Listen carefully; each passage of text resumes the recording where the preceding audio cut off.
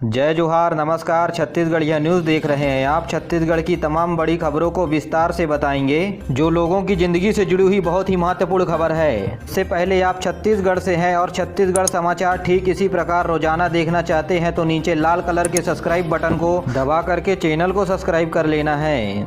इससे पहले आज की कुछ प्रमुख सुर्खियां। छत्तीसगढ़ में राज्य सरकारों के द्वारा इलेक्ट्रिकल वाहनों को किया जाएगा प्रोत्साहित। प्रदेश में मुख्यमंत्री भूपेश बघेल बस्तर में आज करोड़ों रुपए के विकास कार्यों की देंगे सौगात। प्रदेश की एकमात्र बांस उद्यान की गई शुरुआत। छत्तीसगढ़ में सीजीपीएससी ने नए पदों की भर्ती के लिए जारी करेगी नए नोटिफिकेशन।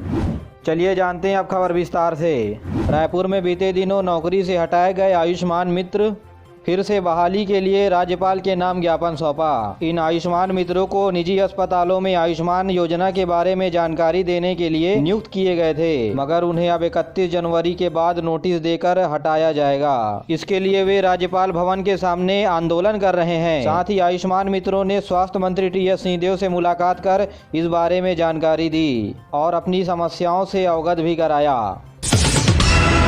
चलिए जानते हैं अब सरकारी नौकरी के बारे में। छत्तीसगढ़ लोक सेवा आयोग ने सहायक संचालक योजना आर्थिक एवं सांख्यिकी विभाग के पदों पर सीधी भर्ती हेतु विज्ञापन जारी किया गया है और इच्छुक उम्मीदवार ऑनलाइन आवेदन करने के लिए 28 जनवरी 2022 से लेकर के 26 फरवरी 2022 तक रात्रि 12 बजे तक आवेदन कर सकते हैं। कुल 10 पदों पर असिस्टेंट डायरेक्टर द्वितीय श्रेणी के लिए आवेदन निकाला गया है। अगर आयु सीमा की बात करें तो दिनांक 1/1/2022 को 21 वर्ष से कम उम्र नहीं होना चाहिए और न ही 30 वर्ष से अधिक। अगर हम शैक्षणिक योग्यता की बात करें तो किसी भी मान्यता प्राप्त विश्वविद्यालय से किसी एक विषय में अर्थशास्त्र, सांख्यिकी, वाणिज्य, गणित, कंप्यूटर में न्यूनतम 55% अंकों के साथ स्नातकोत्तर की उपाधि ग्रहण की हो, ऐसे छात्र इन पदों के लिए आवेदन कर सकते हैं।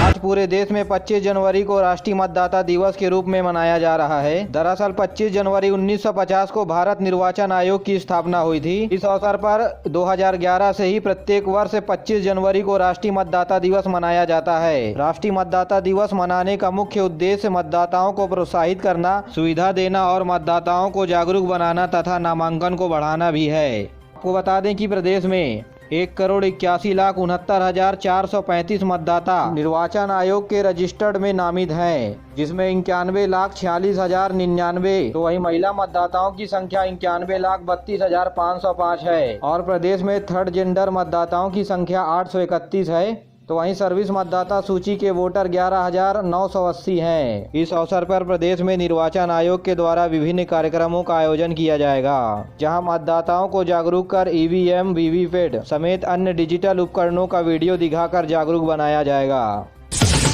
छत्तीसगढ़ में पेट्रोल डीजल की खपत को कम करने के लिए राज्य सरकार ला रही है नई पॉलिसी। प्रदेश के परिवहन मंत्री मोहम्मद अकबर ने अपने निवास कार्यालय में परिवहन विभाग के अधिकारियों की बैठक ली, जहां उन्होंने छत्तीसगढ़ में इलेक्ट्रिक व्हीकल पॉलिसी बनाने के लिए अधिकारियों को निर्देशित किया। इस दौरान उन्होंने अधिकारियों को कहा कि छत्तीसगढ़ में प्रदेश में पेट्रोल डीजल की खपत को कम करने के साथ साथ इलेक्ट्रिकल व्हीकल को भी बढ़ावा दिया जाएगा। इसके लिए राज्य सरकार 50,000 रुपए तक का अनुदान राशि संस्था के माध्यम से दे सकती है। इलेक्ट्रिक वाहनों को मोटरयान अधिनियम 1988 की धारा 66 के अधीन परमिट से भी छूट दी गई है। परिवहन मंत्री मोहम्मद अकबर ने कहा कि मुख्यमंत्री भूपेश बघेल की मंशा के अनुरूप प्रदेश में इलेक्ट्रिक वाहनों के विस्तार के लिए इंफ्रास्ट्रक्चर को भी डेवलप किया जाएगा तथा प्रदेश को इलेक्ट्रिक वाहन हब और पर्यावरण प्रदूषण से मुक्त बनाया जाएगा। जी हां, अच्छी बात यह है कि राज्य सरकार आने वाले बजट में इसके लिए प्रावधान ला सकती है। इससे प्रदेश के वासियों को निश्चित रूप से इसका लाभ मिलेगा। कोरिया जिले के बैकुंठपुर स्थित गेज नर्सरी परिसर में छत्तीसगढ़ प्रदेश के पहले वित्त मंत्री रामचंद्र सिंहदेव भूटान यात्रा के दौरान बांस की 105 नई प्रजाति के पौधे लाकर लगाए गए थे, जो अब बड़े हो चुके हैं। इसके साथ ही छत्तीसगढ़ का इकलौता बांस गार्डन अब तैयार हो चुका है, जिसके बाद यहां अब फर्नीचर बनाने का प्रशिक्षण युवाओं को दिया जाएगा। मुख्यमंत्री आज दंतेवाड़ा और बस्तर जिले के प्रवास पर रहेंगे। इस दौरान वे कई महत्वपूर्ण योजनाओं का लोकार्पण भी करेंगे। मुख्यमंत्री सुबह 10 बजे रायपुर से उड़कर हेलीकॉप्टर के जरिए दंतेवाड़ा के छिन्नार गांव पहुंचेंगे, जहां वे ब्रिज का लोकार्पण करेंगे और यह ब्रिज मुख्य रूप से दंतेवाड़ा को नारायणपुर जिले से जोड़ेगी। इस दौरान सभा को संबोधित कर दोपहर 12:30 बजे जगदलपुर पहुंचेंगे, जहां बालीकोटा में अमृत मिशन के तहत सीवेज प्लांट का लोकार्पण करेंगे। साथ ही धर्मपुरा खेल परिसर में कई विकास कार्यों का अवलोकन करेंगे। इसके बाद वे दलपत सागर में नवीनीकृत समुद्र चौक का भी लोकार्पण करेंगे। 25 जनवरी को बस्तर संभाग में मुख्यमंत्री विभिन्न कार्य योजना की सौगात देंगे, तो वहीं 26 जनवरी को जगदलपुर में गणतंत्र दिवस समारोह में शामिल होंगे।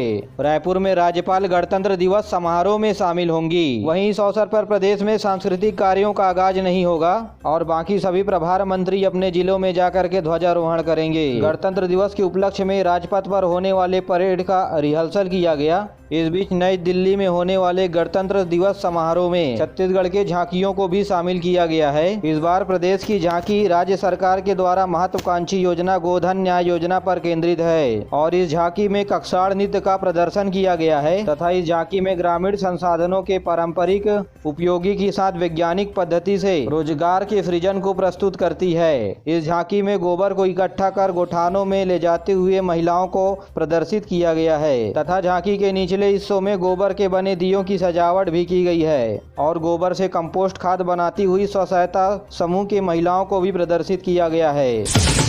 कई सालों से बन रहा बिलासपुर तिफरा फ्लाईओवर 20 फरवरी से शुरू हो जाएगा। साथ ही फ्लाईओवर से जुड़े हुए अन्य सड़कों पर काम जारी है, जिन्हें जल्द ही पूरा कर लिया जाएगा। ये जानकारी बिलासपुर हाई कोर्ट में महाधिवक्ता ने दी। दरअसल छत्तीसगढ़ के खराब सड़कों को लेकर के लगाई गई थी जनहित याचिका, जहां सोमवार को बीते दिनों सुनवाई हुई। इमांग सलूजा की ओर से लगाई गई जनहित याचिका में जहां महाधिवक्ता ने जानकारी देते हुए कहा कि 20 फरवरी से पहले फ्लाईओवर की शुरुआत हो जाएगी। वहीं रायपुर बिलासपुर के बीच पिंडीडी फ्लाईओवर का काम 31 मार्च तक पूरा हो जाएगा। 26 जनवरी के पूर्व संध्या पर देश के प्रथम नागरिक राष्ट्रपति रामनाथ कोविंद राष्ट्र को अपने भाषण के नाम से संबोधित करेंगे। इसका प्रसारण आज शाम 7 बजे आकाशवाणी और क्षेत्रीय चैनलों के माध्यम से किया जाएगा। तो वहीं छत्तीसगढ़ की राज्यपाल अनुसुईया उइके प्रदेश के नाम अपने संबोधन रात 9 बजे देंगी। छत्तीसगढ़ के गौरेला पेंड्रा मरवाही जिले में लगातार कोरोना के मामले सामने आने के बाद जिला प्रशासन ने महत्वपूर्ण निर्णय लिया है। जिले भर में सभी स्कूलों को 50% क्षमता के साथ खोले जाने को लेकर के आदेश जारी कर दिया गया है। निजी स्कूल के दंपत्ति समेत स्कूली छात्र छात्राओं के पॉजिटिव आने के बाद अभी आज 6 दिसंबर से 50% क्षमता के साथ स्कूल खोले जाने का आदेश जारी कर दिया गया है। यह स्कूल का संचालन वर्णमाला के अनुसार 50% की संख्या पर स्कूल खोले जाएंगे। वहीं स्कूल में कोरोना के गाइडलाइन का पालन करने के लिए निर्देश जारी किए गए हैं। बता दें कि जिले में कोरोना के 3 दिनों में 6 मामले सामने आए हैं। ऐसे कल मरवाही जनपद पंचायत में पदस्थ स्टाफ भी पॉजिटिव पाए गए हैं। बिलासपुर के तालापारा और तारबहार में डायरिया का प्रकोप फैला हुआ है। 2 दर्जन से अधिक लोग अस्पताल में भर्ती हुए हैं। इन जगहों पर डायरिया फैलने की मुख्य वजह दूषित पानी का होना बताया जा रहा है, जहां इन क्षेत्रों में पेयजल पानी का पाइपलाइन नाली या नाली के आसपास से होकर के गुजरता है। इसलिए इन क्षेत्रों में डायरिया होने के आसार दिखाई दे रहे हैं। नए बस स्टैंड की शुरुआत भाटा गांव में होने के बाद कई जिलों, राज्यों तथा शहर में जाने वाले बसों के समय में परिवर्तन किया गया है। यह बदलाव कई रास्तों की दूरी कम होने और बढ़ने के चलते हुआ है। मेरे प्यारे साथियों, आज के लिए बस इतना ही। वीडियो पसंद आया तो वीडियो को लाइक करें, चैनल को सब्सक्राइब करें और अपने दोस्तों के साथ जरूर शेयर करिए। दीजिए मुझे इजाज़त, मिलते अगले वीडियो में। तब तक के लिए जय हिंद, जय छत्तीसगढ़।